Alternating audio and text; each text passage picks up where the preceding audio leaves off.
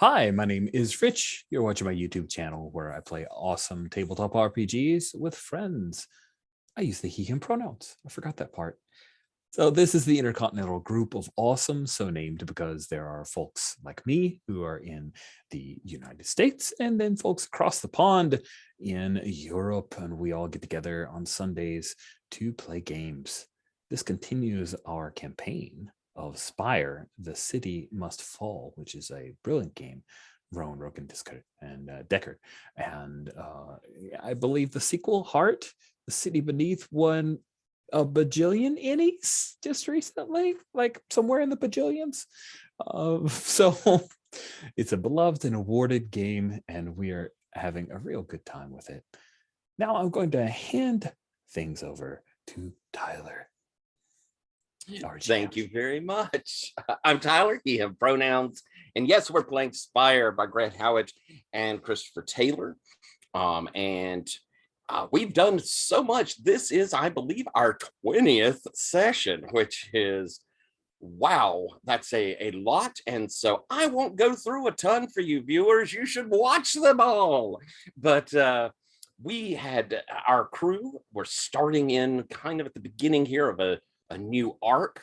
And our crew had been sent to find out some information about something called slivers, which are these implants giving powers. They are from the old home nations and have usually been a tool of the Steres, the drowned kings, the former rulers of Yiz, the home nations. And Steres, there was a revolt, a revolution, and most of the Steres were killed and afterwards were outlawed, shunned, and have tried to slowly work their way back into Drow society. And we had found that one branch of the family, a member who claimed to be the queen, in fact, has come to Spire. She made herself known to our Assamite, Azurite, sorry, not Assamite, that's vampire, Azurite, Venara, but the ministry had sent the crew into the Vermisian network to find the Vermisian sages who might have information on the slivers. And they had delved through the weirdness that is the Vermisian network, and encountered quite a bit of weirdness while they were down there. And had, during that time, their companion Gerald had changed into a confused person, saying he's supposed to be Gerald, but they finally got out maybe his name is Tandy, and he doesn't look like Gerald. But they had eventually found their way into the Remisian vault, and the folks there had been very nice and said you could investigate and find out what you'd like here. And it was then that they discovered, after a day or two there, when the runner came in with some newspapers, that they had been away from Spire for 8 months. 8 months. Very strange indeed. We are missing, sadly, Jen, and Jan is not with us yet, but maybe, hopefully, will be with us before terribly long. We shall see. But if not, we have 3 folks here, so why don't we get some introductions out? Rich, we know you, but tell us about your character. You bet. I am playing Aramis Fleck, the Lajon, the priest of Limier, the goddess of moonlight. During his durance, he was a hunter, and he found religion there. And he is here in this terrifying place to try to keep hold of his friends. And now he is, after finding out so much time has passed, quite worried about his flock and his little chapel. Excellent. Thank you very much. Sabine, introduce yourself and tell us about your character. Hi, my name's Sabine. I use any pronouns and I forgot to open up the character keeper. But I'm playing Vizar. I think I remember him. He's an inksmith, a kind of reporter. And he's also kind of romantically involved with Gerald, or well, he thinks, well, who knows where that is going. Anyway, yeah, and he was down there and saw the train, didn't get on it because everybody was like, no, don't do it, you're dying. He wanted to, though. He nearly did, but he let himself be convinced by the others. And 8 months away, you know, that is a lot of time, especially if you work for the press and have recently rented a new apartment, which probably is gone again. Maybe someone stole his typewriter, who knows? Damn it. Awesome. Thank you very, very much. And Alex, introduce yourself and tell us about your character. Yeah. Hi, I'm Alex. I use he, him, and I'm playing Gerald, whereabouts unknown. He is the devotee of the masked god and spy. He is never who you think he is. And he is also in a relationship with Bizarre. Excellent. Thank you very much. And I think we're going to have our opening scene with Gerald. Gerald, you are up Spire. You're on a darkened street. You're pretty sure that you are somewhere in Ivory Row, but it's hard for you to remember exactly getting here. Blakely is with you as you're moving through the shadows. You come to a part of the Ivory Row where the old mansions and the buildings here have grown dilapidated, have grown to where they're falling down, and all around there are gangs and junkies, and it is a dangerous place. You know that. Blakely, moving through the shadows, draws up, looking at one particular building, which you can see there's a lot of construction going on. There are mage lights all around it. It is well lit. You can also see that there are some fairly well-armed guards keeping an eye on people going to and from this construction site. And as the two of you hole up, she looks, this is what we were told. The Staries seem to be constructing something here. We should get a closer look. Yeah, how you want to do it? Looking up at the lights, I trust you could take out a couple of lights. No problems there. All right, so sneak. All righty. And she will kind of flick her wrist, and you see speeding a tiny dark dart, which rather than shattering the light, kind of clouds over. Flicks another clouds over, and you see the guards there kind of moving off, and you could hear from the, hey, what's going on? Rabble, as they begin moving over to investigate. And she, quick as lightning and like a shadow itself, darts across and over to the building. You follow? Yes. Close behind. Yeah. You both quickly find it's under construction. There are ways in quickly. And getting inside, there are workmen all about. She's kind of ducked into a shadow, and you can follow. But you can see that they're building here, renovating this place. There are a lot of workmen. I kind of raise an eyebrow to Blakely and just gesture to one workman on his own, or maybe two, and just gesture to my, a little tug of my own clothes and to them. The two of you slink over. There's a soundless scuffle as they are knocked out, and you are quickly changed into their outfits. You begin moving about the place, and the quickest thing to notice is this seems to be they're making apartments in this place. As you wander through, you get to a small group that have plans, on a table, and they're looking I at. think as we're approaching, I just like start a conversation with Blakely. It's like, look, we're obviously the orders are not up to date. I mean, we're just blindly walking around like, I mean, we're not supposed to be on this floor. That's obvious. Like, come on. And then just like walk straight towards the plans. Like, Okay. And like, you get these are close, the latest? one of them looks up. Yeah. Aren't you supposed to be working on ground floor? Told you.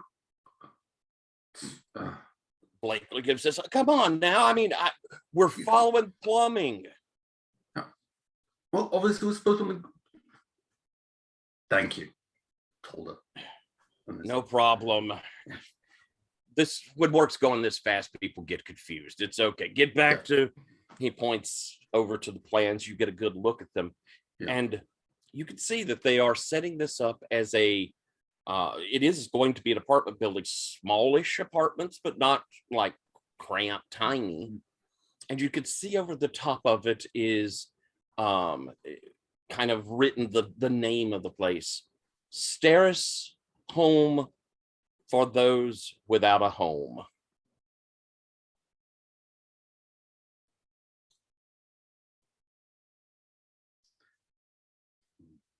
I think as soon as they're getting out of earshot of the actual workers, it's like,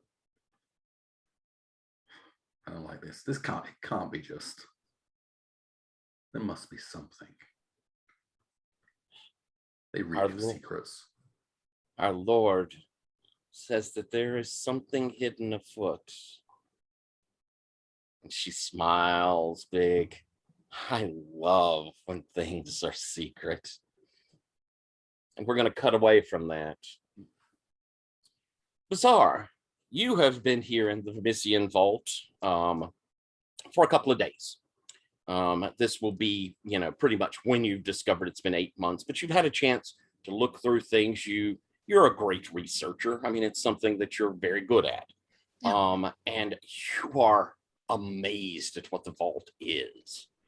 They've shown you a couple of things. There's the glass library. It is, as they say, almost as though information coalesces like dew on a leaf here. We find new books, new scrolls. Information just seems to filter its way in. Nice. And they also show you a door, which they say, we will request that you not go through here. This is the locked stacks. Information sometimes is better left dead than alive. Through here, it's dead information. Should it be reclaimed, terrible things would happen. And then takes you by the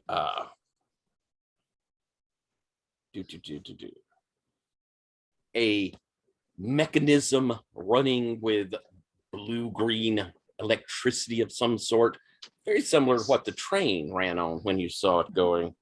And he says, this is the animatosis device. It leaks lies into the world. Yeah, nice. I mean, not that I would lie. A well-placed lie is often as useful as a well-discovered fact. Yeah, that might be true, but you would have to be very wise to decide which lies you distribute and which lies you lose. Oh, I've read some of your stories. I think you are the sort with that wisdom, but The device flatter me. is somewhat finicky. We have to be careful. Lies have a way of, well, multiplying when you're not watching them. Yeah, they do. They take on a life of their own, and sometimes they become truths. And that can be very dangerous. Yeah. So over these 2 days, you've been looking into slivers. Why don't, yes? I want to talk to Aramis. Okay, I'm gonna- Really soon after we discover that Gerald is Tandy, actually. Okay, then why don't we, I want to get a baseline, so let's get it rolled Yep. down here on your, Okay. on Sure. your, Sure. the investigation into the slivers. That way I'll know what I Yeah. can filter into. Okay. And then we'll have you go Okay. to Aramis. And then So I'll this- go open up the dice roller before I do anything. Okay, There. So- Yes, sorry. investigate Investigate. plus academics. Okay, that is probably not about. Is that about conspiracies? Oh, probably. We're looking for slivers, right? I think it could be, yes. Okay, so I'm taking them. So I have 4 dice here. Mm-hmm. Nice.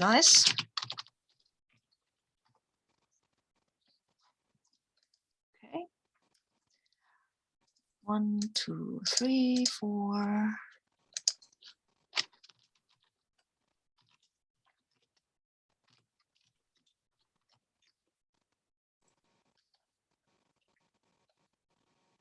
And I don't have a modifier, right? No, I don't. No. This is not a game with modifiers. No modifier. I have an 8. Very good. All right, so we've got the roll on the board. I'll start filtering some of these information out, but I think Cool. we'll go and have you meet with Aramis. Where, Aramis, are you in this? And they've shown you around. You've seen the things that I mentioned there to Vazar. You also probably would have seen the Great Museum, where they keep artifacts from lost histories and impossible futures. Ooh. Nice. Vizar would find Aramis as he's trying to research. There was something we found out about in the libraries, which leads Aramis to feel that the elves, the dark elves, the elf here, our people, maybe had a singular source. So he's seeking more information about that. Not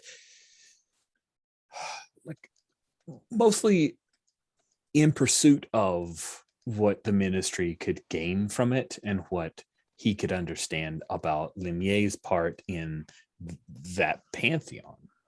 So that's what he's trying to research. It's not a frenzied research because he's fretting about 8 months having passed, but it's how he's passing his time while he waits with the rest of you. Okay. Let's go ahead and then lay down a roll for what you may have discovered over these couple of days. Okay. And I can filter that into you as we go. I would say investigate plus religion. And would you like, you've had a chance to sleep, would you like to have a new roll? I would, because who knows if that will help me. So I will drop my mind from tower back down to 2 and fix that, and then take my mastery and pursue away as well. So I'm back down to just having pursue. Now I will have a dream, and the chorus will whisper, the whispers of the many shall come to me, and I will see what happens, because we roll a d10 and a symbol is given to me from the many. Oh, a 1. The spider. Ooh. Gain the fix skill and academia domain. I already have fix. Gives you So I'll be mastery. taking that as mastery.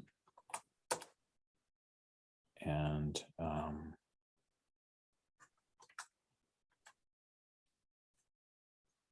All right.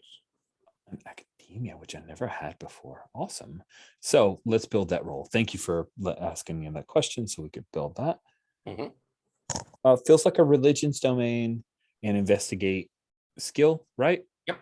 Okay, I have one for trying and one for religion. Alrighty.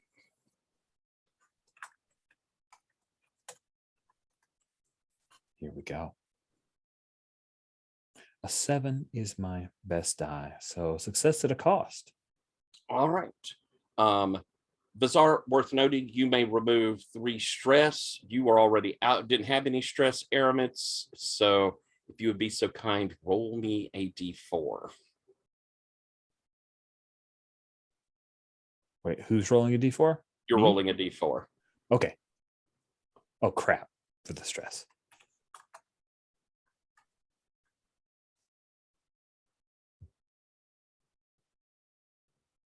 Oh, a 1. 1 stress to mind as you're delving into these That dark seems appropriate. secrets. And I will give you some information on that here in a bit. Why don't we have this this meetup as Vazar? You find Aramits studying in the library amongst the religion books. Aramits, can I talk to you? Czar pushes back a book, reaches over, grabs a goblet of some water. Yes, of course. There's a thing that happened before we went down here that I noticed, and I'm not sure what I should do about it. If I should just ignore it, probably not. But I mean, I'm not a healer or anything, just a writer. So the thing is, besides Gerald being a huge, well, besides him being what he is, I've noticed. You've noticed that he talks to himself occasionally, and he talks out loud. We're speaking of our Gerald, of course. Yeah. The one who, I mean, I think that's our Gerald. Who knows? I have noticed it. It is recently Because happened. Yes. he was talking to me. He was telling me something, and that was his unconscious loud speaking. He told me something that I'm pretty sure he didn't want to tell me, or didn't mean to tell me. What did he tell you? Look, it's a secret. I'm not letting out his secrets. If you would like to make this a little more official, then as a Lajan, I give you my word that I would not divulge this. However, that is just an example, Armets. It's not important what he said. It's important that he said it. I'm sorry. I thought you wanted to unburden yourself of the secret. No, but that's not. Please continue. I don't care about that thing. What he said. That's something that could have endangered him really badly if it hadn't been me, right? If he went on one of his little, hey, I'm the mask, I'm a totally different person, and now I'm speaking aloud and telling you stuff that I shouldn't tell you. That's I'm worried about that. I see. And I don't know what to do about it, because I know how to make somebody's mind unstable, but that's not precisely what we're after, right? Sadly, we found that it is easier to break things than to build them and piece them back together. Yeah. I can understand your concern of a drow like Gerald who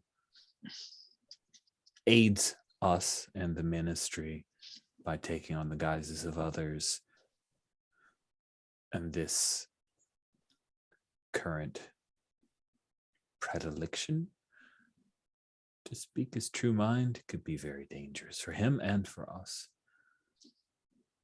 So I'm talking to you. Yes. I've tried to talk to him about it, but he doesn't realize it. I wonder, is this a manifestation of some guilt that he holds? It happened after we had our encounter with the swan and the play, right? Lorelei and Sebastian. I don't know.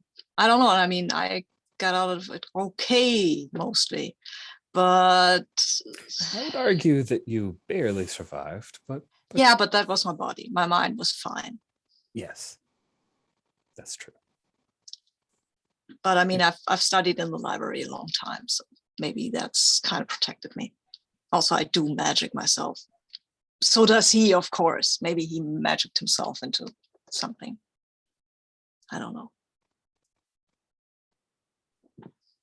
I understand Could your be a concern. could be a curse, but it could also be that something happened to him, or maybe it's his own powers that overwhelm him. I don't know. That's why I'm talking to you. I'm sure you didn't expect I would have answers, and I don't No, know no. why. But no. I mean, I hope that you would say, oh, yes, this is the curse that people get when they lie too much. And then we just need to do her. Just needs to tell free truth, and then he will be fine. But I So knew it I'll would tell him probably to would say not be that 26 easy. Hail Limyes and Yes. Yeah, I thought it would probably not be that easy, but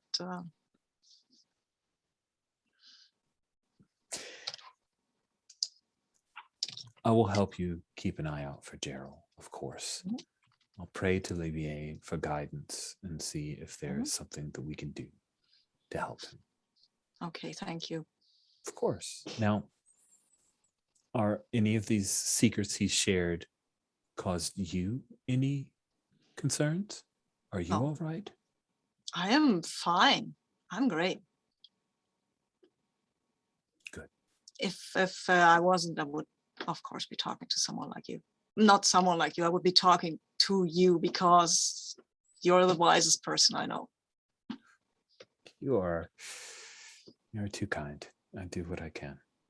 I understand the concerns about Gerald. We'll do everything we can to help him. Mhm. He'll be all right. Cool. Yes, thank you. Aramis, you've got the not Gerald, Tandy, that person. Have you been keeping an eye on him? I can't not. There's a bit about Tandy that Aramis feels, he pities Tandy, which is bothersome to Aramis. Aramis shouldn't feel pity for folks, but it bothers him. This ailment, this madness, I'm not sure. But yes, he does watch after Tandy and try to keep an eye out for him. You'll notice that he still seems confused a lot of the times. He kind of talks to himself. There are moments when you would swear like he'll kind of shake himself off and he'll, seem almost like Gerald for a few moments before he kind of shakes himself back into, oh, I'm supposed to be, but I'm Tandy.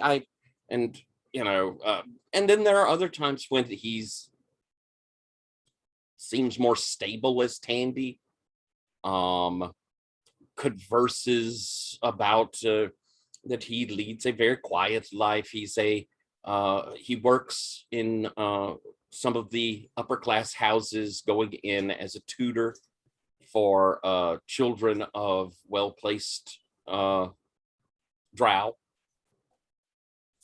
And seems a little more himself. But confusion is the number one thing you note with him. And distraction. And of course that he does talk to himself quite a lot, even occasionally like narrating what he's doing.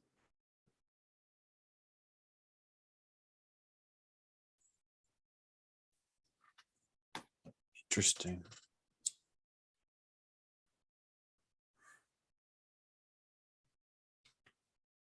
And go ahead. No.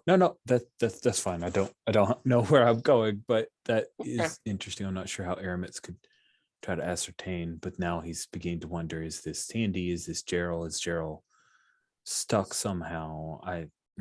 He's good to pray for guidance on that. That's a little beyond his pay grade. Okay. But these studies you've been doing into religion, you do pick up some more information that, kind of harkens back to that first mission you went on into the library. Here in the Vermisian library, it makes the great library in Spire. It doesn't, that library was so massive and there was so much there. The Vermisian library feels smaller, and yet when you'll go down rows, it's like it changes. It's like there are different books the next time you go through. It's like there's always something new to find in it. And as you study, you do discover things that are pointing you to, yes, there was once a time when the solar pantheon and Lumiere were all kind of together, and that there were gods before them. Parental gods that were not personified as, say, the pantheon or Lumiere is, that they were more conceptual. And that the pantheon, in their hunt for power, turned on them, began to devour what it was that made them up. And that Lumiere did not approve of this.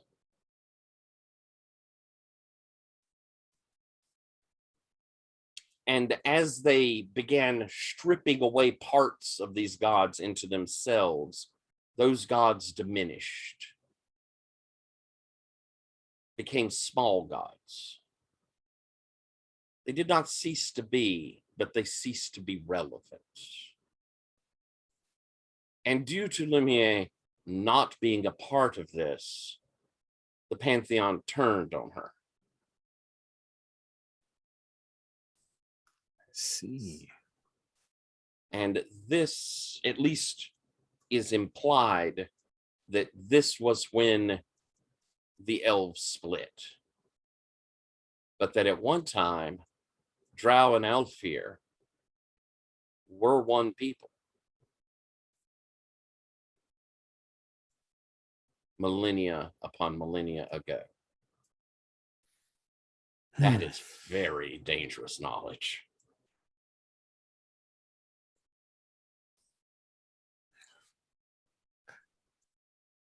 I'm sorry. Do we have? I'm so sorry.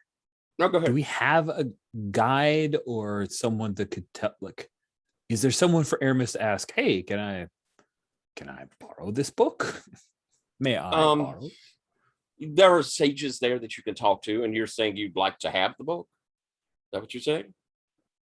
If it is possible, yes. I'm afraid we do not lend our books. They have to stay here in the vault. If they were to leave, then we wouldn't have them anymore. The point of a library is to hold the books. Point of the library is to share knowledge. Oh, goodness, share knowledge. Oh, no. It is to stockpile knowledge. For what purpose? So it's saved. For whom? But well, we sometimes read it, but it in case there is need for it later. I see. Well, thank you very much. Of course. Feel free, of course, to take any notes you'd like. And the vault will be here always. You could come back, I suppose. That's true. That's very true. If the books were loaned, then when you came back, it might not be here. Oh, Yes. Yeah, the Aramis will let that go.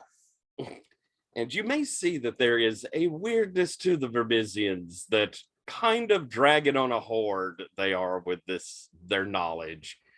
It is maybe not serving a purpose. They're just hoarding. Kind of like those ghosts that were building a railroad that isn't ever going to happen. Yep. These people are stuck. Bizarre, you have been studying the slivers. And you've discovered a few things. And I'm going to give that to you now. First off, this is considered the height of drow technology, magitech, these Yeah. slivers. Yeah, well, they're pretty amazing. I mean, Um, evil, but amazing. Well, not necessarily evil. Yeah, but they can be. Well, anyway, swords can, anything can be used for evil, right? They are, they have multiple functions and are made from multiple substances: bone, crystal, metal. And as I think you've been led to believe, they can increase people's physical abilities or their perception abilities. They can do protections. They can make people have extended lives, go without food or even air. Oh, air, not hair. Okay. Yeah. The most dangerous, and the reason that the Steries were feared for them, is the servitor slivers, which when placed in someone acted as a control. A person with the master sliver could demand services of them, even from great distances, and they either would follow them or they would be racked with horrible pain or perhaps even death. Ooh. They use them to control much of the home nations during their height, and it was part of the reason that the people of the home nations did not mourn the loss of the Steries as their rulers. Yeah. The process for putting them in is of all slivers, can be quite dangerous. Depending on where the sliver goes and what it does. Those that say increase someone's eyesight open up a possibility for blindness. That's why a lot of people who would get one would do one eye at a time. But those that say work on your brain or work on your nervous system, a bad job could cause death or insanity. The doctors, midwives that would perform these surgeries, some were quite good. Those that were desperate would find back alleyways of getting them, and success was not as likely. Another that you find that is quite interesting is slivers that could be placed in someone and used to draw out knowledge and skills. And then once removed, could be implanted in someone else, giving them that knowledge or skill. However, the poor person that had it withdrawn would find gaps in themselves. So it's not a copy, it's a transfer. It's a transfer. Okay. And the means of making these were mostly lost with the Steries. There are, back at the home nation, some people that are supposed to still know some of the knowledge to make some of them. But the Steries alone were the masters of this technology. And with their deposition. Much of it was lost. And in fact, in the home nations, many of the home nations outlaw them completely. And let's see, anything else worth noting on them? They would work on the Elfir as well as on the Drow, right? That is correct. Okay. Well, it is presumed that they would. Mhm. All of the information you have is basically from the home nations, and it isn't known for, though it was used in other it's worked on humans. Oh, okay. It's worked Then on gnolls. it will work on Elfir. Then it probably would work on Elfir. Okay. Um, Is yeah. there a way to notice them? Some of them are quite apparent. You see some diagrams of people, that people have made. There are some that are implanted in people's chest and still stick out from the chest. Okay. Others are placed deeper and flush with the skin, but no matter what, the sliver, at the very least, the tip of it, the external tip of it will still be visible. They are not completely submerged all the way in. Okay, and that's always the case. That's good information. So those are the things you've picked up knowledge of. Cool. Very good. I'm going to flash over to you, Gerald. You are in Derelictus. I'm not exactly sure how you got here. You see that there are several newly built apartment buildings. They bear a symbol you recognize. It's started to pop up all over Spire here in the last few months. Steris. These apartment buildings have drow living coming in. They are clean. They are safe. There are men armed who are watching out for those that live inside the buildings, and are protecting folks on the street around them. You can see they wear a badge, that's Steris badge, and work in groups. And as you're watching, a duo of these troops have cornered a young drow, teenage 20s, and are roughing him up pretty solidly, calling him a thief. Get out of here. You don't belong here. You don't have your badge. We watch out for the citizens of Derelictus. Steris is making sure their safety, and your scummy self doesn't belong here. As they kick him solidly in the side.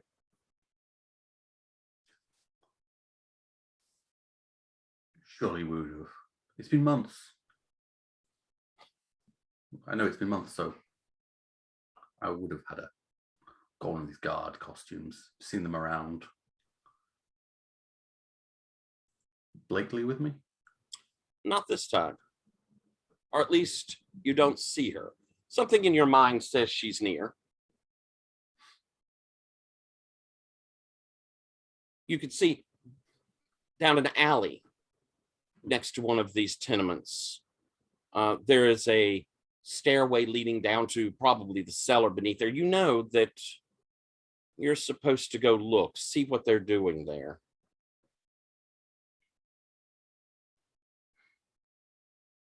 I think I think I take a moment at least. It's like seeing this kid getting roughed up. It does rub me the wrong way. I kind of step in and would do I need this one to be able to talk for a little bit longer. It's not the first trouble he's got in. You give him a look. What are you dressed as? How do you look? Do you have a badge? Oh yeah. Yeah. I've got one of those badges. They go, Yeah. He needs to talk for at least a little while longer, One of them roughly grabs him up and kind of hauls him to you. Yeah. Here you go. Yeah. Don't worry. We know how to treat him. This sort of man, not. Steris be praised. Steris be praised. And I kind of roughly like dragging him along, as soon as we're on kind of into the alleyway, and it's like, beat it. He looks at you. Yes, sir. Thank you, sir. Oh. And he skitters away, running, kind of clutching his side where he was kicked, but quickly disappearing down an alley and running away. Then kind of removing the badge and pocketing it away into the crevices of my cloak. I walk towards into the alleyway and that entrance. You reach the stairway and head down. You reach the door and quietly open it. You are extremely stealthy, and in fact, as you move, it seems to you that you've never been so stealthy. And you slide into the door as it opens and almost melt into the shadows within. You can hear a sound, metallic, looks like a whirling sort of sound coming from a room towards the back. As you creep closer and look through the slightly ajar door, you can see that there is a chair. It's leaned back. You can see a drow stripped to the waist, head turned to the side. You see another drow in a white coat with a drill, putting a hole just behind the ear. And reach down to a tray, pull up a sliver of bone. The person is whispering, talking to themselves. Yes, yes. Oh, that went well. Just a little slide in. Don't worry.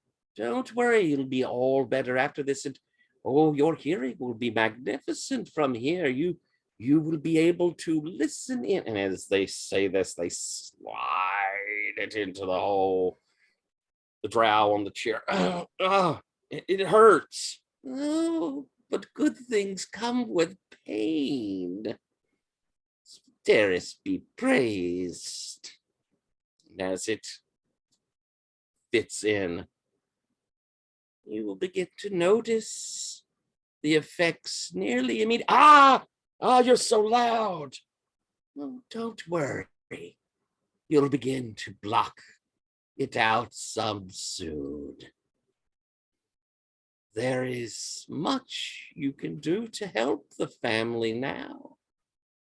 We will be sending you to neighborhoods to gather more information for us. Remember, Steris loves you. Steris protects you. You are part of the family now. If you hear anything about the ministry, come back to Steris and tell us, and you will be rewarded. You kind of step back, and as you do, you catch your reflection in the door, the glass of the door. You're used to a face that isn't Gerald, but you're not used to it being the face of Blakely.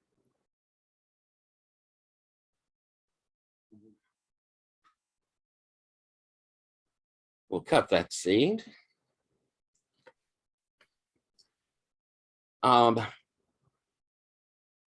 Does not seem we're going to be getting our other companions in, so I'm going to keep us together tight, but why don't we take us a short break? Well, you may be noticing we have a Jan. Yay. Jan, if you'd like, real quick, introduce yourself, tell us about your character. Hi, my name is John, he and pronouns. I play Swordin, Knight, and a duelist, and on a quest to find the Grail. which is of yeah. Exactly. And if you remember correctly, when we ended last time, you had discovered it had been 8 months that you had been down here, and y'all were in the Vermisian vault where they have all of their information and artifacts and all that sort of stuff. And you've been here a few days, couple of days. They've been very nice. They've treated you very, very well, provided you with food, been very welcoming, surprisingly welcoming, considering, you know, that it's Spire. Most people are terrible, but they've been very nice. So Zordon, with you know, this place, I don't know if libraries and museums are exactly Zordon's cup of tea. I mean, my last visit to a library was quite exciting. So, So what have you been doing? Have you been wandering around or talking with people? What have you been up to? yeah, I think I've probably been like grabbing some books and trying to find like Aramis has already talked a bit about the lady with 3 faces from my dream, and I think that's something that he's like wants to look more into. Excellent. Why don't we have you? Boy, why don't we have you roll an investigate plus religion? I'm not good at books. I think Thorsa could help you though. Yeah, that would be appreciated. Right, and I think mind is what the both of you are risking. And so what's that give you? 2 dice? Yeah. So let's have a look. An 8 and a 9. Oh my No goodness. problem. No problems at all. All right. Reading through and looking through these things, you're pretty certain, given the illuminations in the books and the description, that that woman of 3 faces, that does seem like Lumiere. It, you know, it, all of the things point you to that. The man, you say you were looking into him as well? Yes. So you got a 9. I think you begin reading about Saint Beniferus, who is the patron of the Knights. You may have even heard him mentioned around the Knights. There isn't a lot of respect amongst the Knights for their founder exactly. But you see in these books that, you know, as you're reading through, a lot of things talking about him as like a hero, that he really was a hero of the Drow, of Spire, famously going on quests to do things to help his people. However, as he got older and as he got a little slower, a little fatter, you know, as you do, as you age, he also realized how much it was more fun to sit around the bar and talk about what he had done and have a few drinks in the meantime. And then a few drinks became a lot of drinks. And then a lot of drinks became always drinking.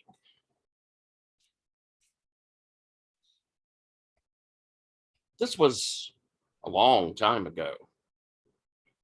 And he was known, the books talk of his tales, and that's how most of these tales were written down, was people going to the bar that he would sit in and sitting at his feet, so to speak, listening to his stories as he drank himself kind of into a stupor.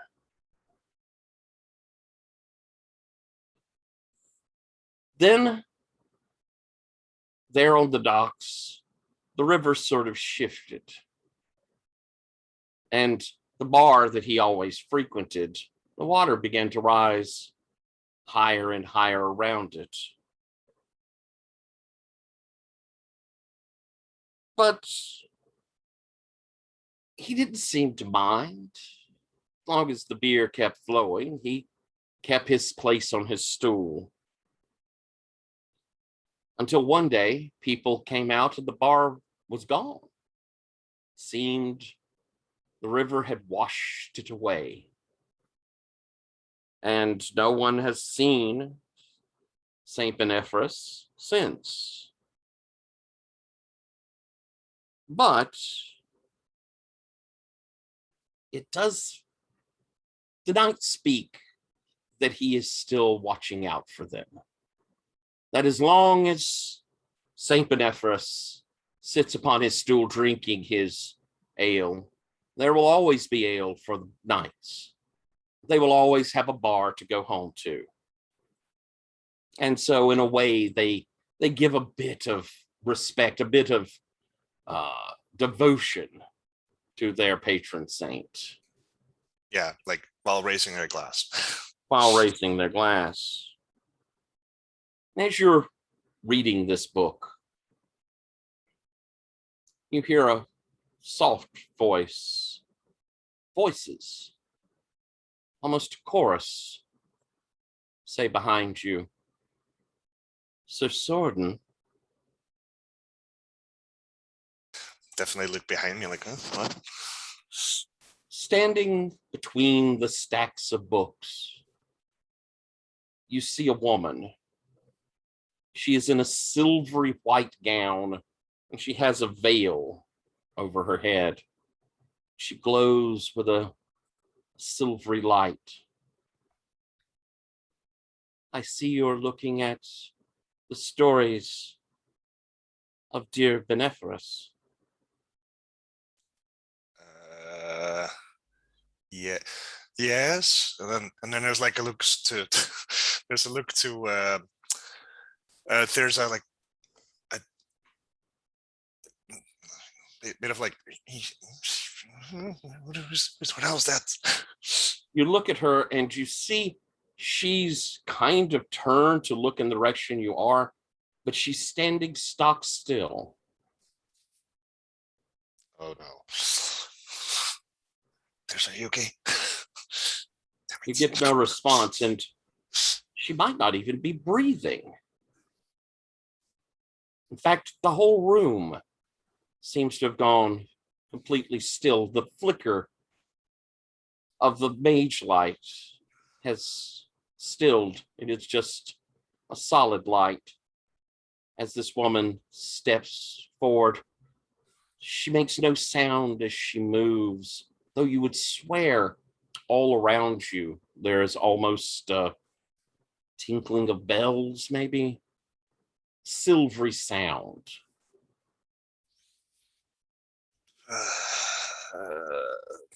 And there's like a weird flourish of like my lady. Yes, yes. I was looking at the book. Yes. I am Domno. Have you heard of me? Not with that name, but I have a bit of an idea who you are. Yes. Your friend, Aramis. Uh-huh. He speaks to one of us, and we love him. Uh-huh. You work for an organization which venerates one of us, Mhm. and we protect them. Right. Yes. Sweaty palms, like. And the other of us seethes with anger as what has happened to our people and waits for the chance to bury the knife to the hilt in our enemies.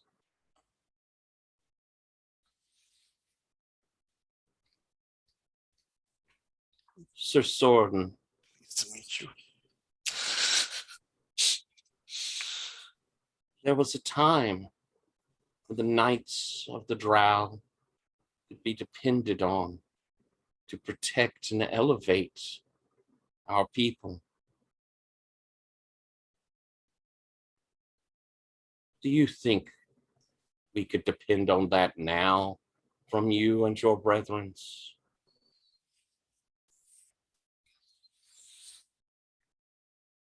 Sometimes, There's a not very There- frequently, maybe. Okay, I guess rarely. there's a gentle laughter behind the veil.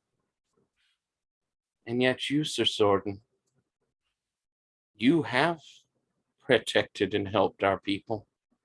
You have put yourself in great danger so that other drow could live freer, could be safer.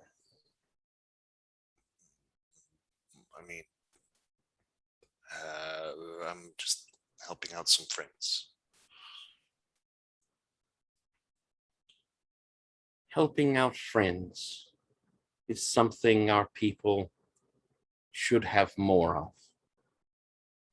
We have, in fear, stopped helping each other.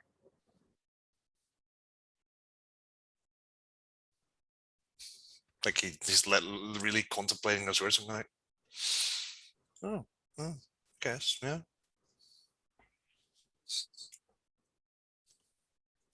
Saint Benathras sits upon a stool and drinks to lost glories.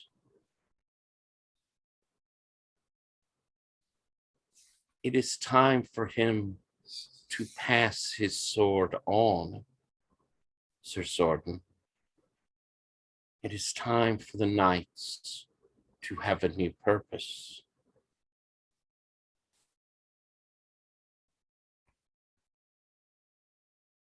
Okay. I would ask you, Sir Sorden, the last noble knight,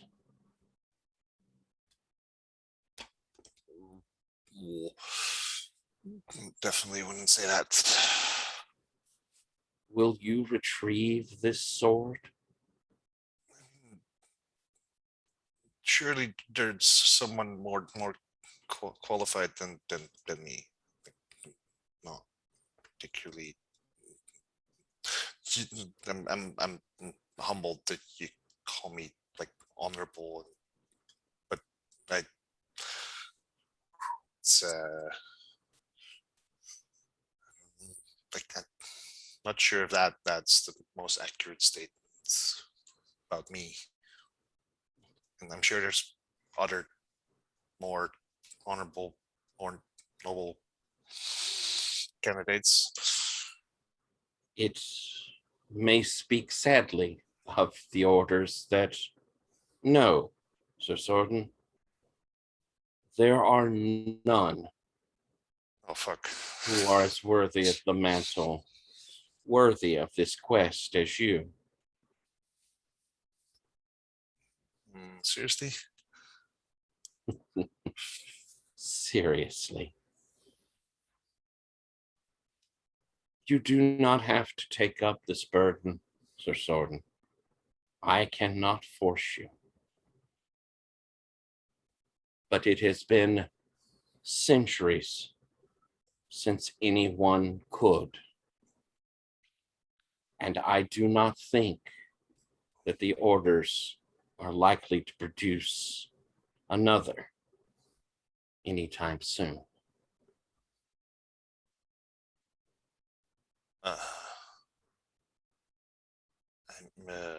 I mean,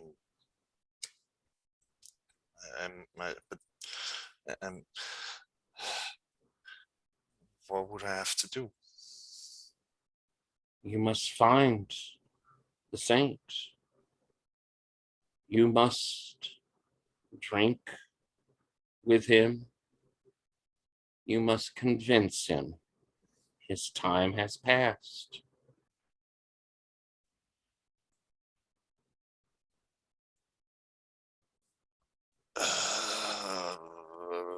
Guessing that none of that's going to be easy. Things that are easy are seldom great. And Sir Sorden, you are needed to do great things. No pressure. The choice is freely yours.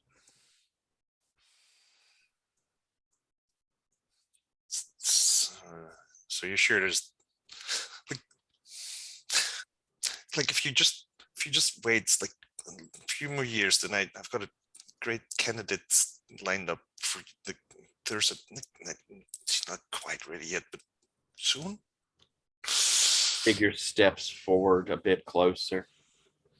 She is indeed a great candidate. She is indeed on the way to being a great knight. But it is because she follows you.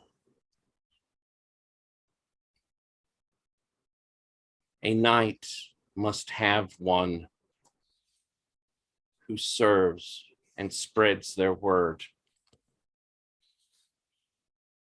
One who achieves from love of their liege.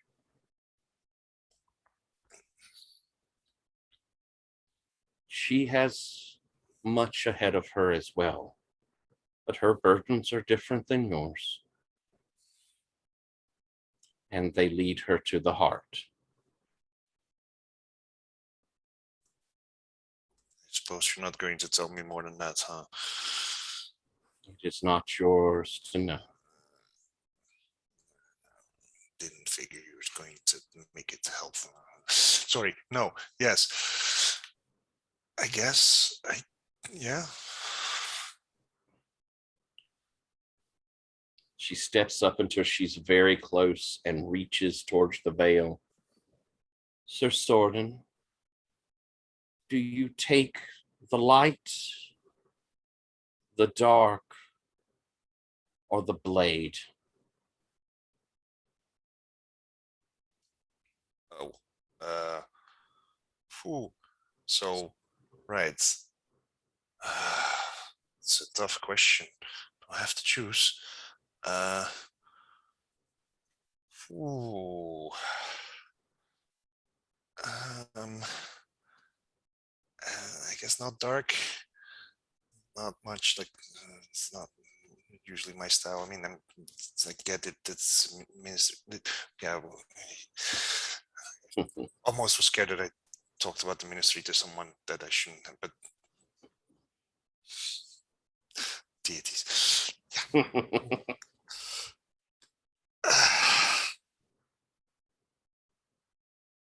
I don't know. I guess sword. Her hand holds just a moment at the veil.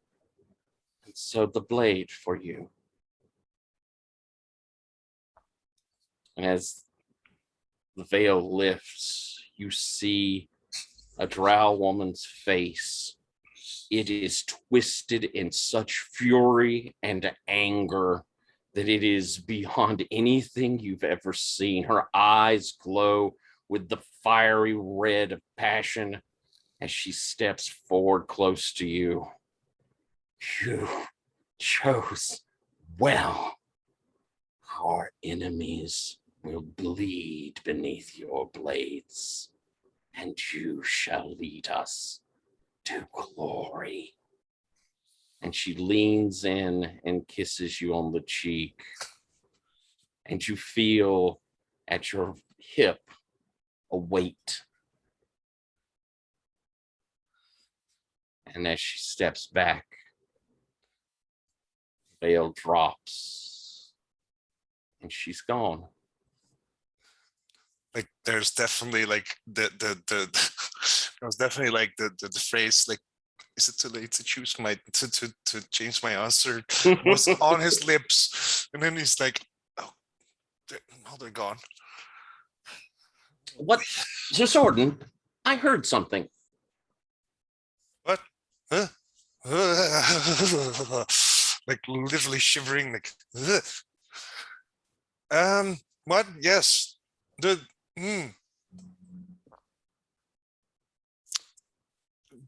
You didn't. Dude, what did you hear? It sounded like a bell, or multiple, the little bells. Yeah, I heard those too. What do you think it? She begins moving around. She turns back to you. Sir Sorden, where did you get that blade? I've not seen it before. And there's like a very hesitant, like looking over to him, like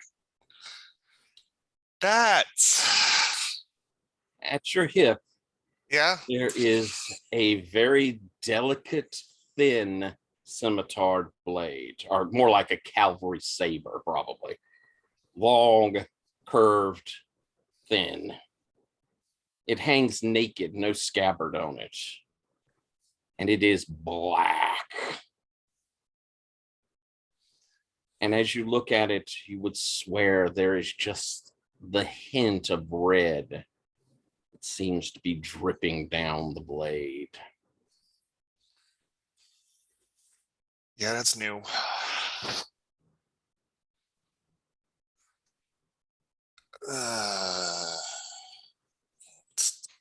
The bells. I keep looking over to the sword and like probably like at some point like no. Do you reach down and grab the hilt? Like I mean I think he wants to, and then it's like library though. But I think he can't resist that. He definitely. As you touch the hilt into your mind, comes, it's not even a voice, it's just the knowledge of foe bleeder. Only it's in drow, so it sounds a little better. But foe bleeder. Foe bleeder. I think he just repeats it like foe bleeder. And as you kind of pull it out, it is so light, so easy to move around. It's so deadly sharp. You may put it down. It's a D8 sword. It has precise. And it has whatever the armor piercing is. What does precise mean? Let's see. Tag for precise.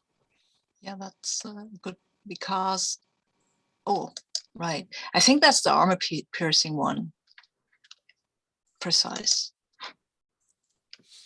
Let's see. It has piercing, which is the cannot allot when hit cannot allot stress inflicted by this weapon to armor unless the armor has the implacable tag. Wow.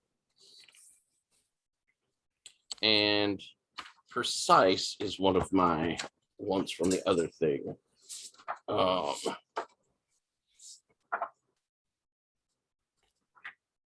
Let's see. Sorry. Too many books for things. So many books and things. Books and things. And they didn't put them in the right order for in this one. There we go. No, that's just a list of low society ones. Damn. I'll come back to it in a minute. Let's not get hold up on it.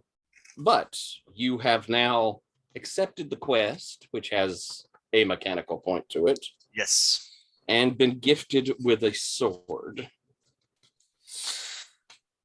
Yeah. Was not expecting that.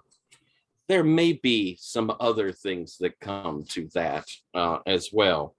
But as you're holding it there and looking at the blade for this first time, you feel something clawing at your chest, at your throat, As you open your mouth, you hear this high-pitched scream as Thorza, "What's wrong, Sir Soren? Are you all right?"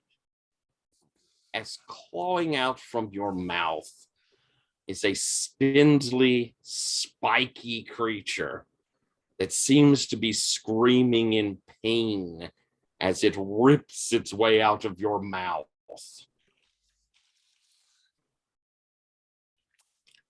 Well, that's I think Soren is like stunned when that happens. Like, As it as it drops to the ground and it begins looking around and seems to be preparing to run away, to escape. What do you do?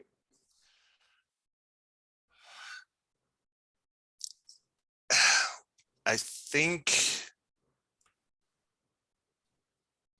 I don't know. I think when he sees it, it's trying to get away. He will try to, like, I don't know, grab it. As you That's- reach, yeah, you reach to grab hold of it, and its spikes hurt as you grab it. Let's take a D4 stress to blood and armor. Yeah, luckily I still had a bunch of that.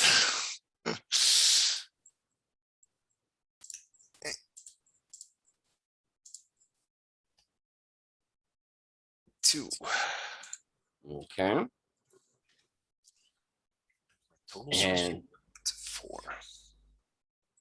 all right. Give me just 1 second here. You don't take any fallout. You're holding it there. It's squirming. It's fighting you. What do you do? I don't know. I tried to, like, I think I tried to restrain it. Like, what the fuck? Like probably screaming in a light. Like, what the fuck is this? Thor's is like, I don't know. Kill it.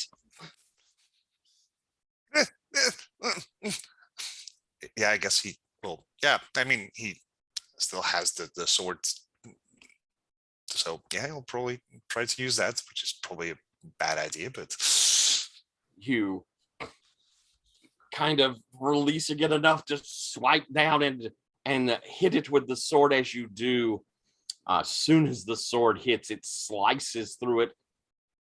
The thing sort of screams and begins to disintegrate, but you can feel the sword exulting in its death in your hand.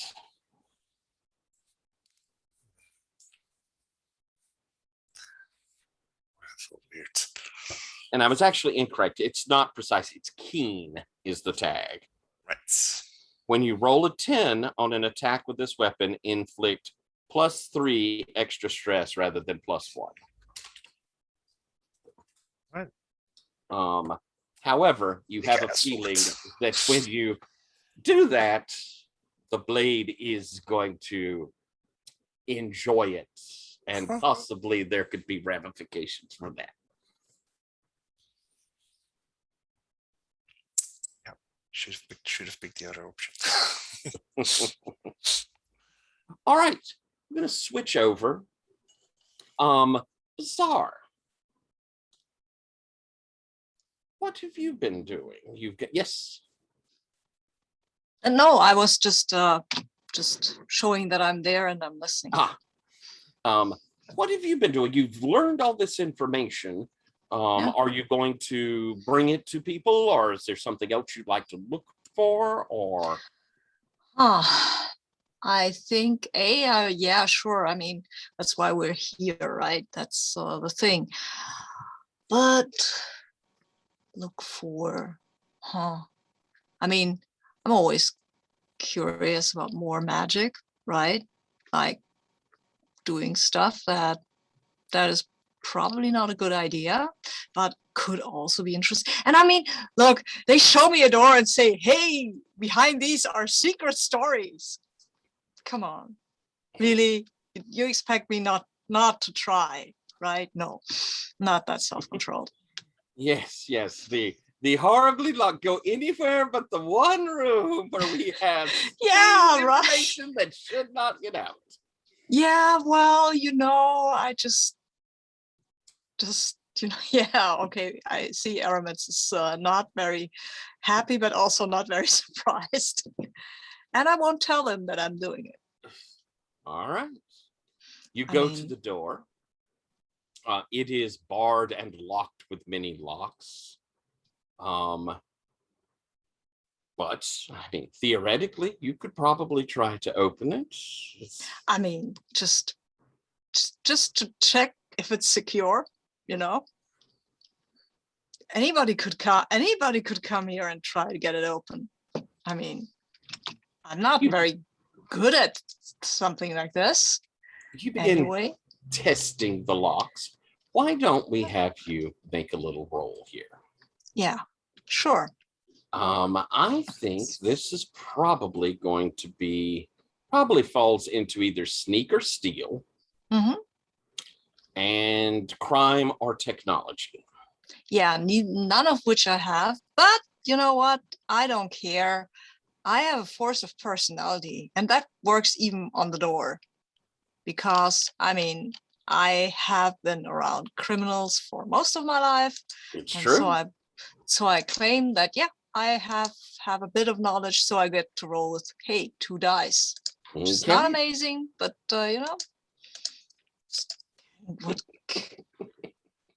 what can go wrong about this? Huh? Really? Honestly? Come on. Yeah, it's not, and that's totally the wrong thing I wrote down, that thus it did not work. I've got a 4. Failure takes stress. That feels appropriate. Roll me d6, and this is going to be applied to your shadow. It's fine. There's a d6. Shadow. That goes. That's a 3. Okay. As you hear someone behind you, Mr. Shadewright, Yes. you turn to see one of the Vermisians, but this is one you hadn't seen before and seems to be Interesting. dressed in full armor and has a sword. Interesting. Can I ask what you're doing, and is there something I can help you with? Oh, well, what I'm doing here is I was looking at these locks just, to see. They seem secure. They seem very secure. I'm very happy about this. I've never seen a Vermisian in full armor and a sword. I am a Vermisian knight. Wow, never heard of you. Our order is here to protect the vault, protect the Oh. sages, and Okay. when necessary, to retrieve things that need to come to the vault. Ah, yes, I see. That is a very noble purpose, I think. And my purpose draws me to protect this door. That is good to know. I'm very relieved to hear that. I mean, anybody could try and get in there, but probably not anybody, but any thief, which I'm Mr. not. Shadewright, I would request that you not investigate the locks again. Oh, of course not. I apologize. That was terribly impolite. I was overzealous. I did not know that the vault had such a formidable defender. The sages are very welcoming to those who wish the best for our people in Spire. The Which I do. knights are more dedicated to our service. I would hate Yes. to see something unfortunate happen to you. And Oh, so would I. things So would I. through that door could be quite dangerous. Yes, but you have to understand that I am drawn to danger, like a moth to the flame. Mm, It's unfortunate. I am aware of that. It has cost me. It has given me quite a few scars, actually. I hope you won't see. give me I hope you won't give me another just to make your point. I will not, though I Thank do you. think it seems that you have done a great deal of research. Perhaps it is time for your group to be leaving the vault soon. Yes, we have done quite a bit of research and I found quite a bit of stuff. So maybe we should. Is there a way we could come back without, I mean, is there a easier egress to this library? Because I would love to come back. That will be up to the sages, but we do have ways that are less dangerous than others. The network Yes. is something we have studied for a very long time. Amazing. Oh, Mr. Thank you. Shadebright. And he kind of motions you over, What's he? Nice. and he, as you're walking along, I should tell you, in my many years, I've seen moths go too close to flames. Invariably, they are burned terribly. So have I. So have I. I'm aware of this. May I ask your name, or is that impolite? I am Sir Vigilant. Sir Vigilant. That is an amazing name, sir. Thank you. And he will move you back into the more common areas.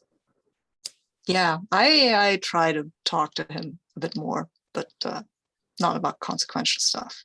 Also, do I recover something, refresh my You do, because you certainly were reckless for the sake of a good story. It's me, right? Roll a d3.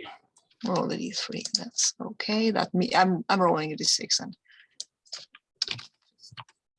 come on. You write this. It's wrong. Well, who cares? Yeah, I knew it. It's a 1. So yeah, I get one of these back. You do. Yeah. And I'm going to cut scene over. Cheryl,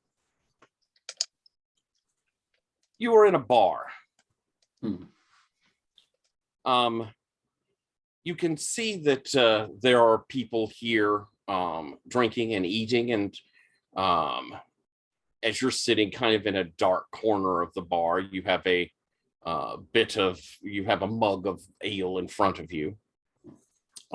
You're seeing that everyone in here has one of those badges of the Steries house.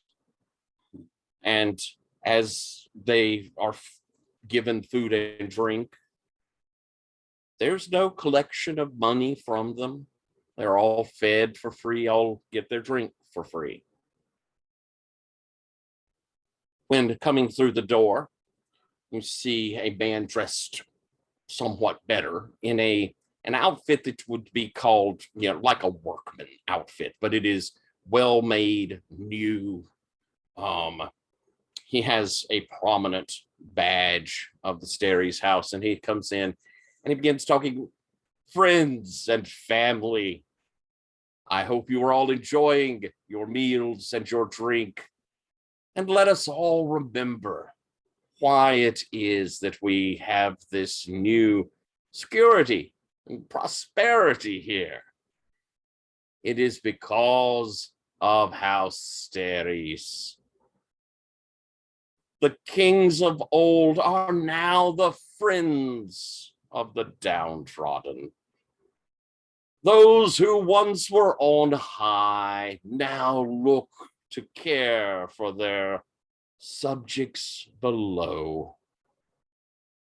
We are making a new way here in Spire, and you are all a part of it. Spire will be once more a glorious place. The Elfir above, they do not look out for us. They do not particularly care for us. We must look to ourselves and how Steres is there to lead us. It is, of course, their right. It is what they were born to do. As they lead, so shall we follow. Praise Steres. And there's just a roar. Praise Steres. Praise Steres. As this man walks through and greets a few folks, walks past your table and down a hallway. You know that you're supposed to find out what this man is doing, who he is meeting in this back room. I choose like a moment of just a raising of volume at one end of the room to kind of time to slip in following him. You head down the hallway. There it turns and there are several doors, one of which is cracked, and you can hear this man's voice.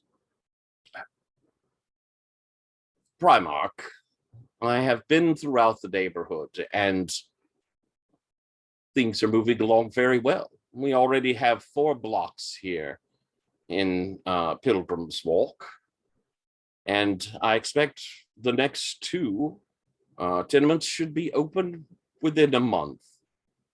We grow. I am very pleased to report that the plan is going well.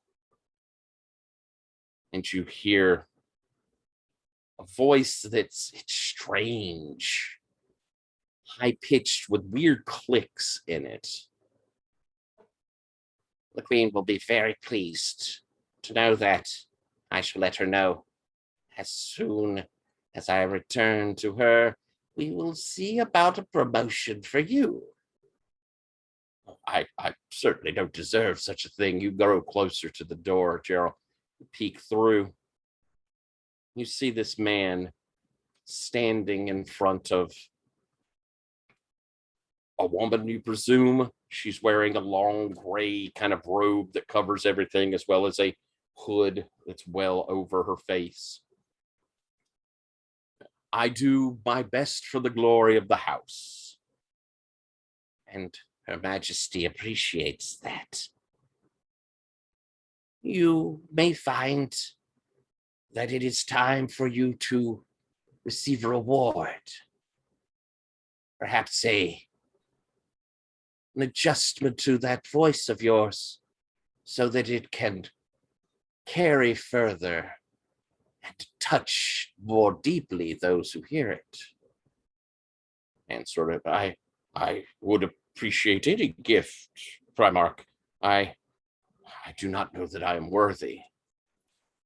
But you see the woman pull the hood back. She has mandibles and multifaceted eyes, very much like a spider. She says, "Oh, do not worry. You are certainly worthy of the work we have ahead of you. Come, let us go up Spire." And she reaches out to him and brings him towards the door at the rear as they begin to leave. As they do, though, rushing past you, you see a man. He's got a tray, some drinks on it, and doesn't seem to notice you. You've kind of moved back, melting into the shadows as he pushes the door open into this room. The woman turns back as he looks at her in shock. "Well, I'm sorry." "You were not supposed to see me." Man's like, I was bringing, I was told to bring. Quick as can be, she is there, her hand at his throat. I'm just a servant. You will serve the family in new ways now, servant. And as she leans in, the mandibles going towards his throat. What are you called? I'm Tandy. They call me Tandy. As the mandibles close, and she begins to drink the blood.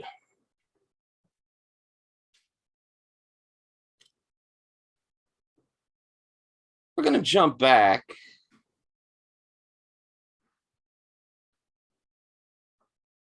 Tandy, you find yourself in the library looking at Father Aramitz as he is studying books. What do you do? I approach him. I'm nervous. I'm almost like turning away again. But then Father. Yes, Tandy. Sit back. He Um, pushes his book away, closes it. How may I help you? You help people. I do what I'm able. I've been worried about you, Tandy. I feel like I'm not doing what I should be doing. And everyone's been nice, but I can tell the pretty man, he's angry with me, or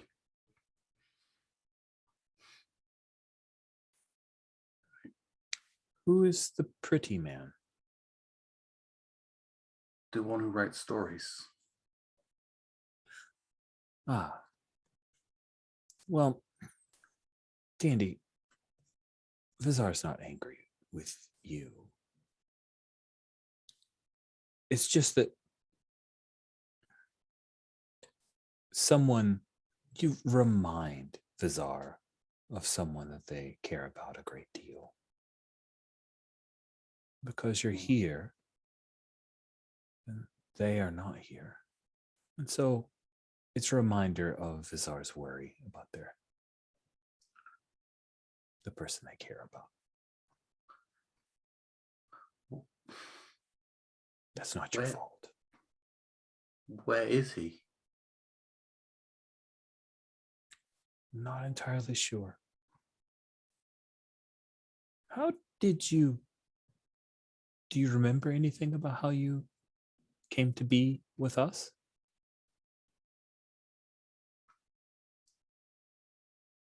Someone was watching me, observing what I was doing, my mannerisms and how I talk and walk and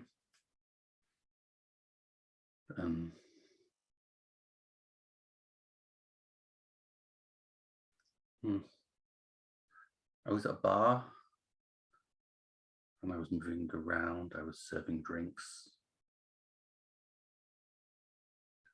Right. I seemed well liked.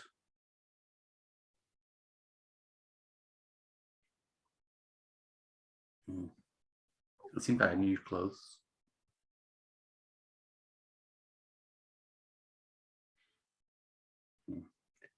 I was definitely given new clothes. And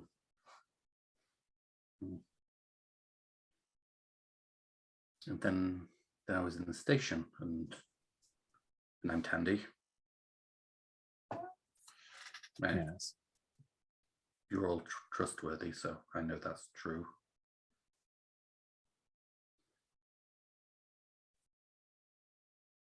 I know you especially wouldn't lie. You don't lie. I always trust your advice. Well, thank you. Are you sure he's not angry with me? He looks at me strange. No. Vizar's not angry with you, Tandy. Is anything else bothering you?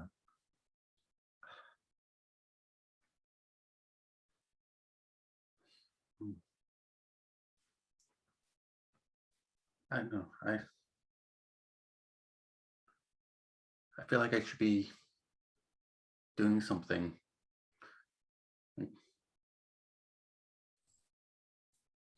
What Like do you maybe- think you should be doing? I don't know. I see myself serving drinks, but that doesn't feel like what I should be doing.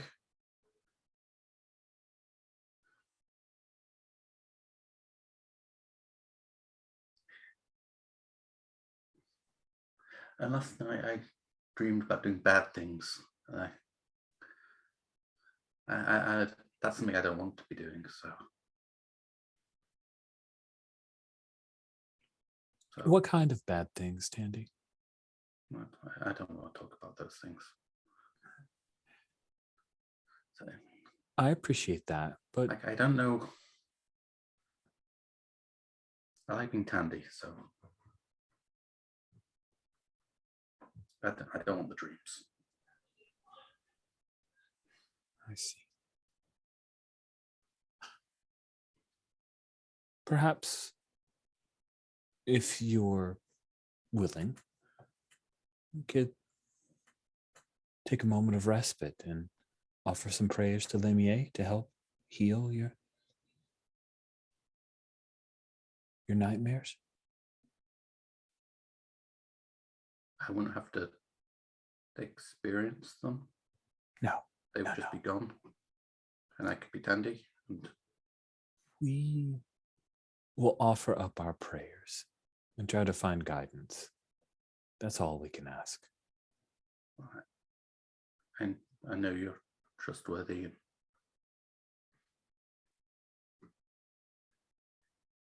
Should I sit? Should I? Yes, sit. Come, let's find a place that's comfortable. And Aramitz will guide Tandy to a place where he can sit down. And Aramitz takes a knee kind of near Tandy, puts his hands on Tandy's shoulder, and just to lead him in a prayer to Lemier. I don't think it's a rite of respite unless I sense that Tandy would actually benefit from such, but something similar to that, a place of stillness and healing. And offer up a prayer to Lemier to help. Let's have you roll a fix plus religion. All right. You can help Alex if Tandy would like. I mean, there's something I could roll. I'm mulling over. It would be marking some stress. Well, no, you don't have to roll. If you're willing to help, you just give a die to him. Yeah, okay. I'll do that. Yeah. Okay, cool. That means I am I mean, rolling. you open up to stress if he fails, but Evidently, that sounded like an active word for a particular device, but it was not. Here we go. That is a 10. very good. I was rolling 5 dice because of help and mastery and all that good stuff. Alex. Well, first off, Aramitz, as you make this prayer, you can feel Lumier's grace amount around you and sort of reaching out, following your desire to help this person, reaching out. But then you can feel there's something around this person that is holding her back. You've never exactly encountered this before. Something divine wrapped around this man. Gerald, Tandy, in your head, you hear a familiar voice. Are you ready to come home, Gerald? I don't want to.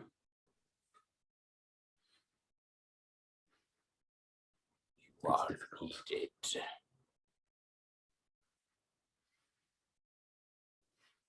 Can I just stay like this? To hide for no purpose is cowardice.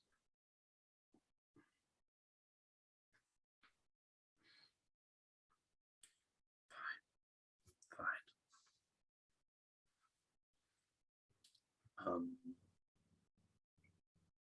I think I'd activate Kellen's disciple and mark D6 stress to reputation and declare a mentioned person to have been me. As there in the light of Lumiere and the shadow of the mask, Tandy's features begin to change.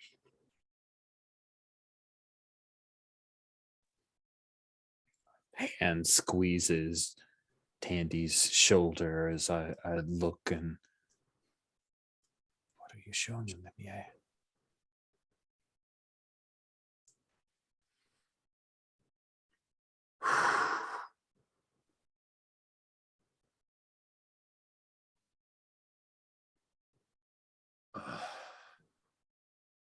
Straighten up a bit more.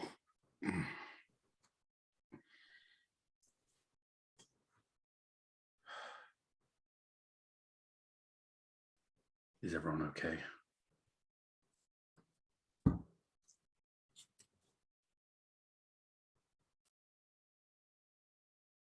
Gerald?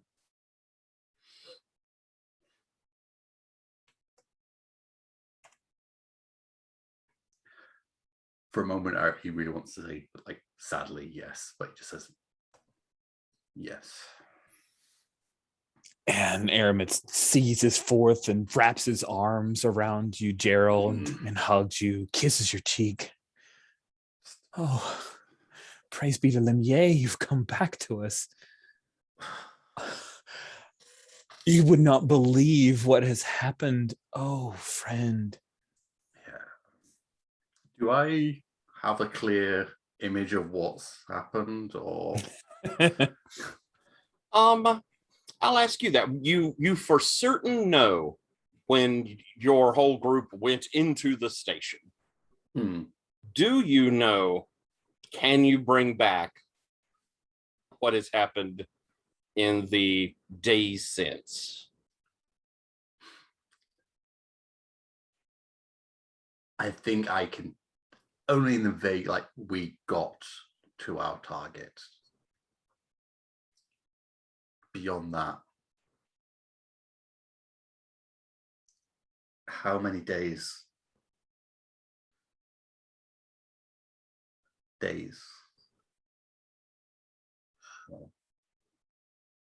How long has it been? Does Aramis have a sense of how many days it's been since Tandy has been with us? I'm Yeah, not sure. since the station, it's been 3 days. It has been 3 days for us, but it appears to have been longer for the world. And all those memories, Gerald, those are seared bright. The world, the Spire. Yeah. I think it feels kind of like a combination of like vertigo and like a migraine or something. Like just 8 months. Yes. A week and 2 days.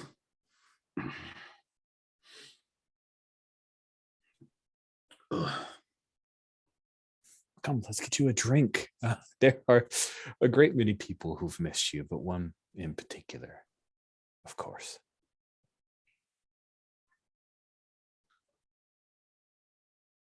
They're safe.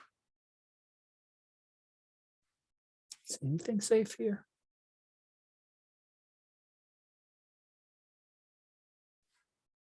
Do I have like all the stuff that I would normally have on me? Like, yeah, okay. Daggers. There's a glint of a blade for a second that disappears, like back. It's just around the sleeve, like a twiddle of fingers, blade appears back again. Like, okay.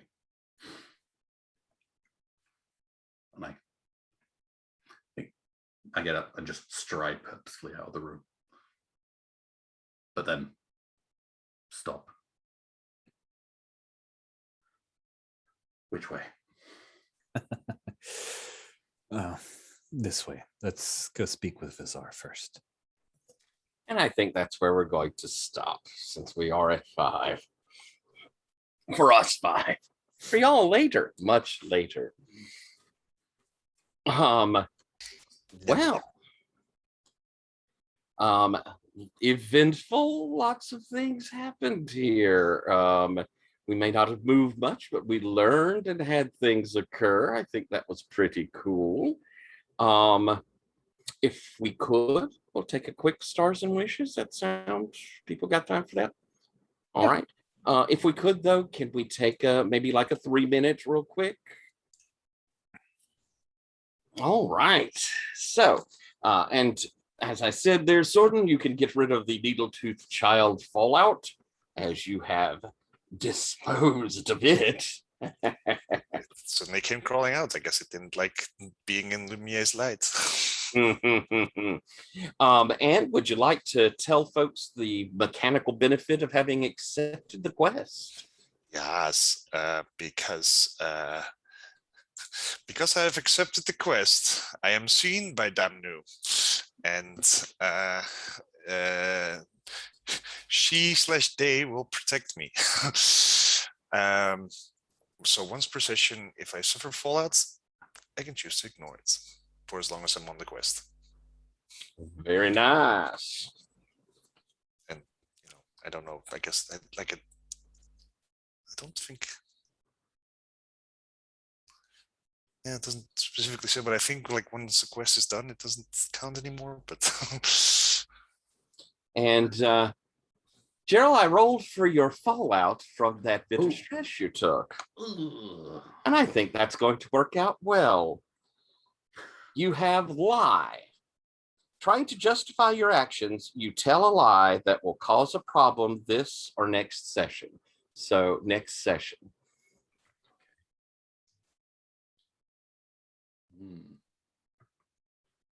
So you can put that down for when we head into this next bit. To kind of roll us out, Alex and I did have considerable discussions on what was going to be occurring here. And I'll let Alex, do you want to kind of explain a little of what happened? The way we kind of worked out is that shift was basically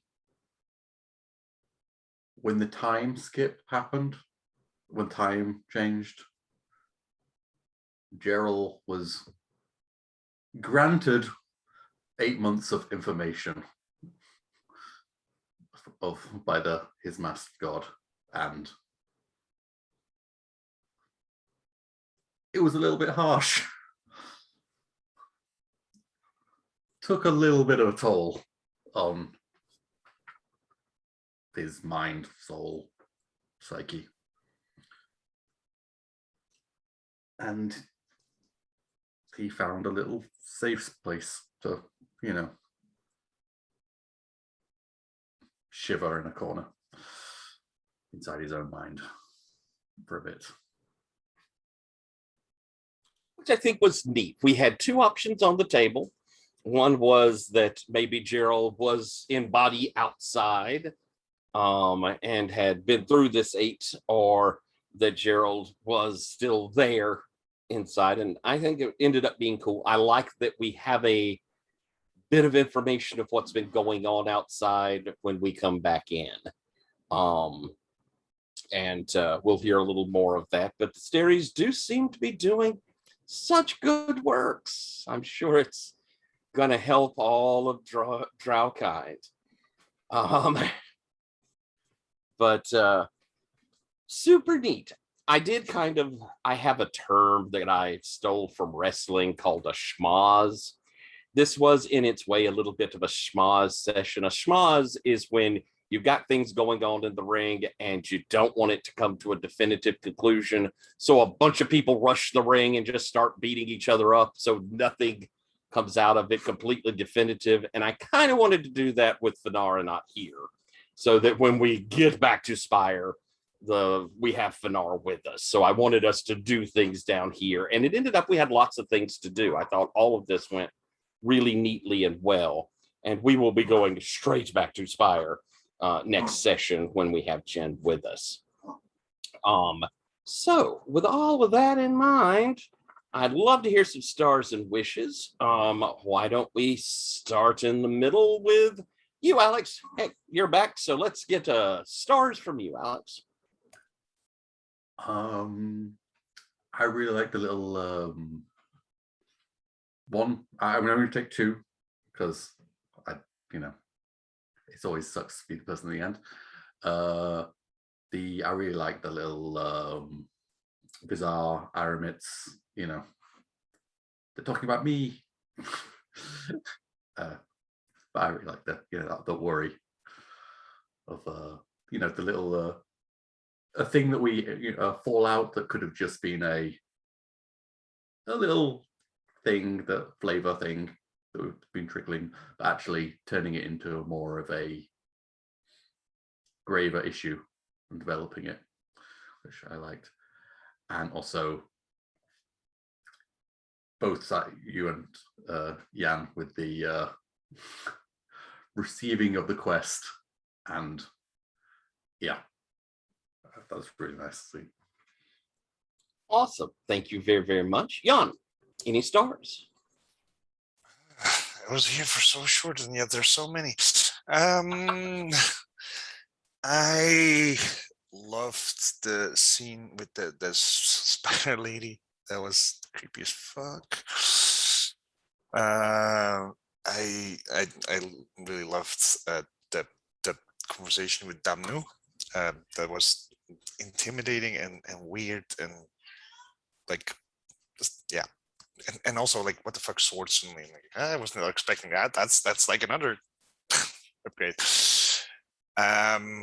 I really loved Vizar sneaking around and sort of getting caught, but like, no, it's fine, just sticking around. And I really enjoyed the conversations between Aramids and wait, what was it? What was the other name? I don't remember. Andy. Gerald's other, yeah. Think of ancient computers. We didn't have any of those here, or at least I've never heard of them really. But It's okay. So yeah, no, I like. There was a lot of good, cool stuff in that short period that I was here. Awesome. Thank you very, very much. Sabine, any stars? Yeah, sure. I mean, lots of stars. It was fun. I like the what did I like? I like the conversation of Zordon with his quest. That he got it, and then when he chose Blade, and then he was like, no, I didn't want. Oh my gosh, blood and rage and stuff like that. I love that reaction, because it was pretty clear that it was going to happen, but apparently not to Zordon, which was nice. And I liked Aramids being always this kind and so concerned person. And I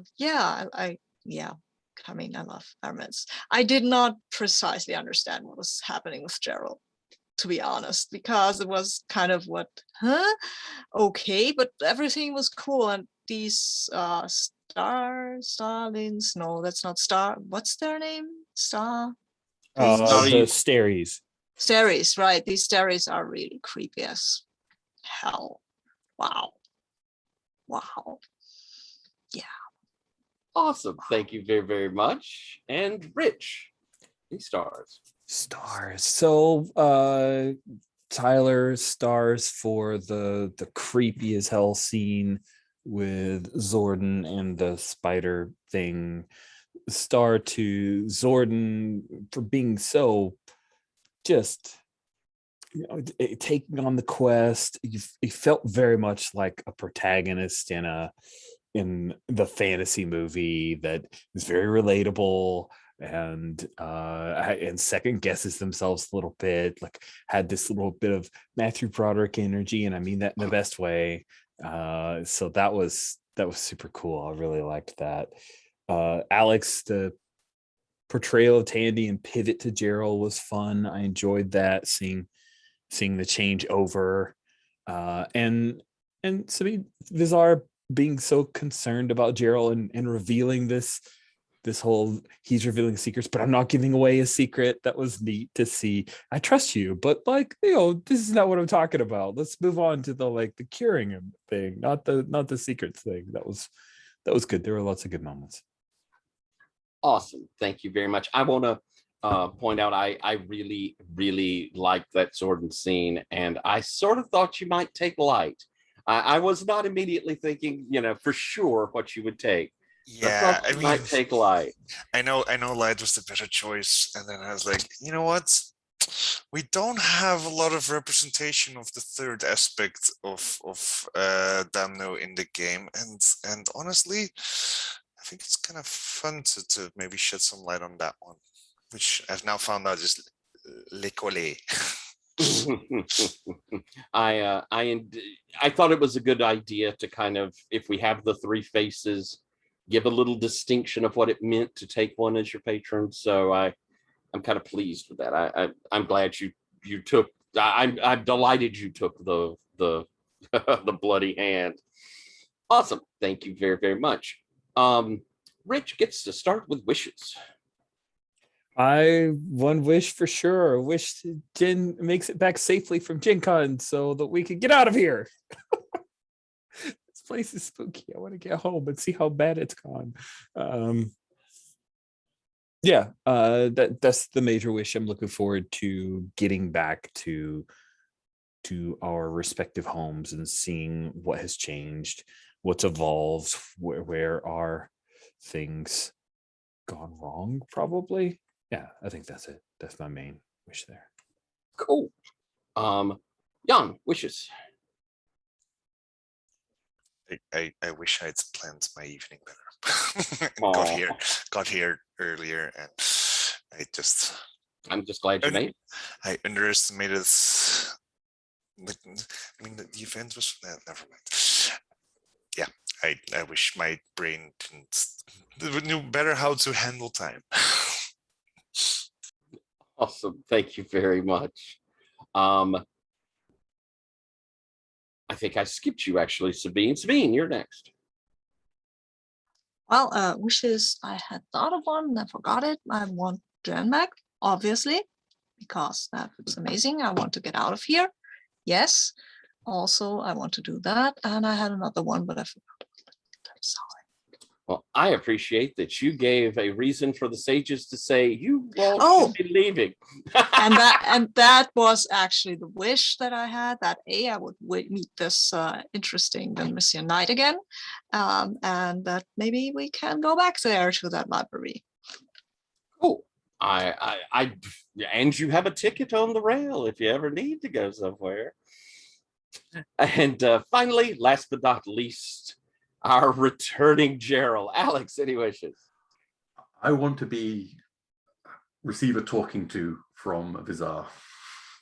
I look forward to. I look forward to the reunion between the two of you as well. Awesome. Well, Thank you all for playing. Jen, we missed you and we look forward to you being back. We will be returning to Spire 8 months later. The Steries on the move, lots of interesting things afoot, and the ministry in not great shape for you. So, with that said, Rich, I turn it back over to you. Thank you, Tyler, and thanks everybody for playing. Thanks for anyone who's been watching and keeping up with this campaign that I have quite enjoyed, and we will see you all next week. Thank you.